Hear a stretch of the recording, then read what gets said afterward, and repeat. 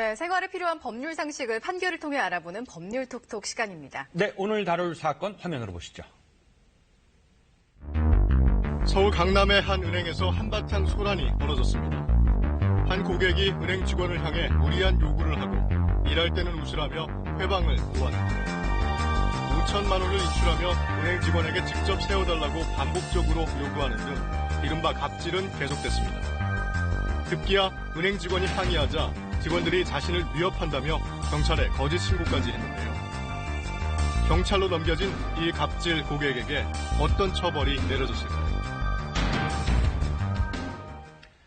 자, 이런 갑질 고객 논란 하루 이틀 얘기가 아니죠. 네, 저희 어제 뉴스 따라잡기에서도 다뤘지만 보면서 정말 혼내주고 싶다 이런 생각도 들었는데요. 실제로 이런 갑질 고객에게 어떤 처벌이 내려졌는지 알아봅니다. 정성훈 변호사님 안녕하세요. 안녕하세요. 안녕하세요. 네, 직결 심판으로 넘어갔다고 들었어요. 이 고객에게. 네네. 직결 심판은 어떤 경우에 내려지는 건가요?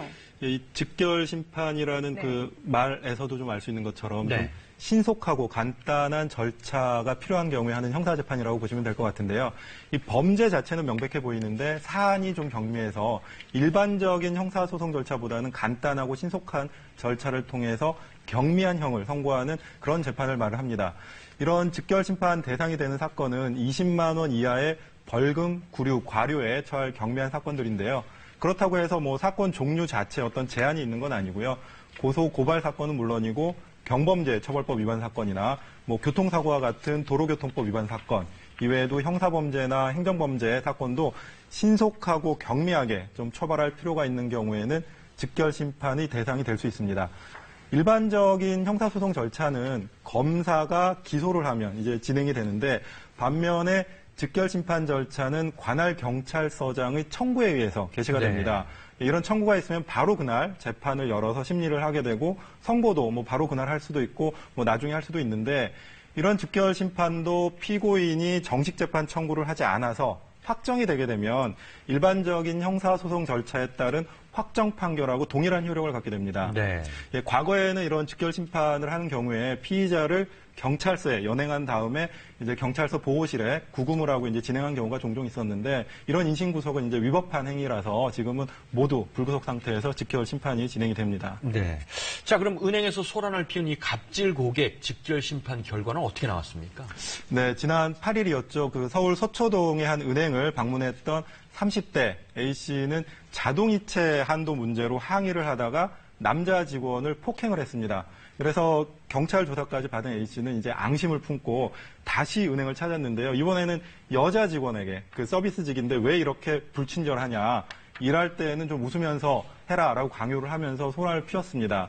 또 5천만 원이 넘는 돈을 자기가 보는 앞에서 직접 세달라고 이제 반복적인 요구까지 했는데 이제 직원들이 항의를 하자 이번에는 자신이 직원들한테 위협을 받고 있다라고 이렇게 경찰에 허위 신고까지 했습니다. 네. 결국 A씨는 이런 행위들로 인해서 직결 심판이 청구가 되었고 구류 5일과 유치명령 5일이 함께 선고가 되었는데요.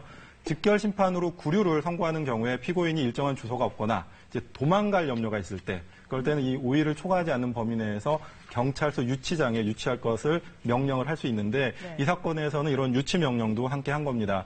이런 유치 명령이 이제 선고가 되면 이게 집행력을 바로 갖기 때문에 그 경찰서 유치장에 바로 유치가 됩니다. 그러면 결국 유치장 신세가 되고 말았는데요. 네, 그렇습니다. 이례적인 처벌이라면서요? 네, 이 재판부는 먼저 이 피고인의 이제 인식 문제를 좀 삼은 것 같은데 재판부에 따르면은 서비스직에 이제 종사하는 사람들도 감정이 있는데 서비스직 종사자는 무조건 고객에게 맞춰야 한다라는 이 피고인의 어떤 사고방식에 문제가 있다라고 지적을 하면서 이 피고인을 정식 재판으로 이제 보내서 정말 엄하게 처벌을 해야겠다라는 생각도 들었지만 이 피고인이 전과도 없고 또 이제 정식 재판으로 처벌을 해서 이제 전과를 남기는 것도 조금 지나치다는 생각도 들고 해서 직결 심판으로 선고를 했다라고 이유를 밝히고 있습니다. 그러니까 통상의 형사소송 절차에 따라서 이제 엄하게 다스려야 될 만큼 죄질은 좋지는 않았지만 이제 피고인을 좀 배려를 해서 직결 심판으로 진행을 했다는 건데요. 그렇지만 이제 직결 심판의 경우에는 대부분 벌금으로 선고되는 경우가 많기 때문에 그런 점을 좀 생각을 해보면 이 사건에서 구류 5일을 선고한 것은 직결 심판으로서는 좀 이례적으로 엄하게 처벌한 게 아니냐라고 볼 수 있는 거죠. 네. 그 어제 뉴스 따라잡기에서도 전해드렸는데 대형마트 직원이 고객의 폭행이나 이 폭언에 대해서 아무런 대처를 못했거든요. 네네. 실제로 이런 갑질 고객이 있었을 때 이 근로자들은 이제 어떤 식으로 대처를 할 수 있게 되고 어떻게 법적으로 보호를 받을 수 있는 네, 겁니까? 그렇습니다. 이 최근 우리 사회를 보면 이런 이른바 갑질 논란이 사회적 문제로 대두될 만큼 사실 상황이 심각해 보입니다. 이번 사건처럼 이제 갑질 고객에 대해서 뭐 당연히 손해배상 청구도 할 수 있고 또 네. 그 심한 경우에는 접근 자체를 아예 금지시키는 이제 접근 금지 가처분 등을 신청도 할 수 있는데 또 그리고 이 갑질 고객의 이제 행태에 따라서는 형사처벌의 대상이 되기도 합니다. 이제 네. 크게 보면 5가지 정도로 나눌 수 있는데요.